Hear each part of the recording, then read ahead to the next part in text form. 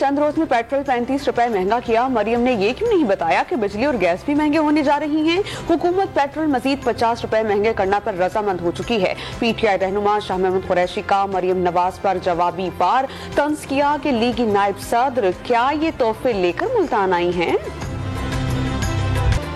इमरान खान के दौरे इक़्तिदार में जेल जाने के लिए 4 साल दवाओं के साथ अपना बैग तैयार रखा। कमरे का दरवाजा तोड़ा गया, जेल काटी, लेकिन आंखों में आंसू नहीं आए। मरियम नवाज की मुल्तान में घन गरज। दूसरों को रुलाने की बातें करने वाला आज खुद धाड़े मार मार कर रो रहा है। मरियम नवाज का तंज। और निगरान वज़ीर आला पंजाब मोहसिन नकवी से इटली के तरक्याती ताउन के इदारे के डायरेक्टर लूका मेस्टर ने मुलाकात की। पंजाब में ज़राअत और वोकेशनल ट्रेनिंग के शोबों में इश्तराक पर तबादला ख्याल। GSP प्लस स्टेटस की तजदीद के हवाले से ताउन पर बातचीत। माहौलियाती आलूदगी और स्मॉग से निपटने के लिए अतालवी तकनीकी मुआवनत पर भी बातचीत की गई।